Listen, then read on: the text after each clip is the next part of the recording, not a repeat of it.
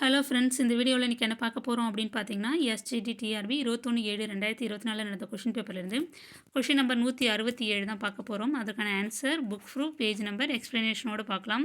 Question பாருங்கள். உச்சநீதிமன்றத்தின் முதல் தலைமை நீதிபதி யார்?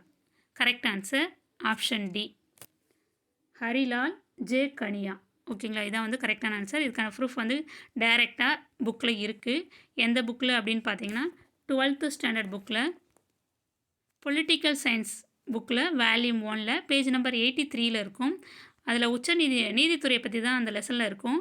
இந்திய உச்சநீதிமன்றம் அப்படின்னு டாப்பிக்கில் ஹரிலால் ஜே கனியான்றவர் ஒரு குறிப்பு சொல்லியிருப்பார். அந்த பாக்ஸில் தான் கீழே கொடுத்துருக்காங்க. அதில் வெறும் வந்து இந்திய முதல் தலைமை நீதிபதி அப்படின்னு மட்டும்தான் கொடுத்துருக்காங்க.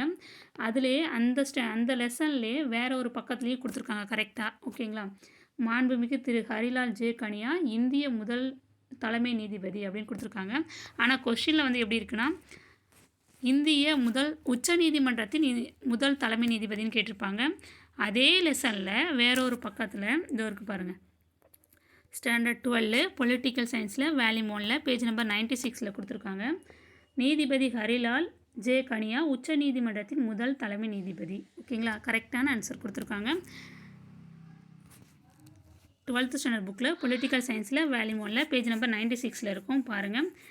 அப்போ கரெக்ட் ஆன்சர் ஆப்ஷன் டி. இந்த வீடியோ உங்களுக்கு பயனுள்ளதாக இருக்கும்னு நம்புகிறேன். Thank you friends.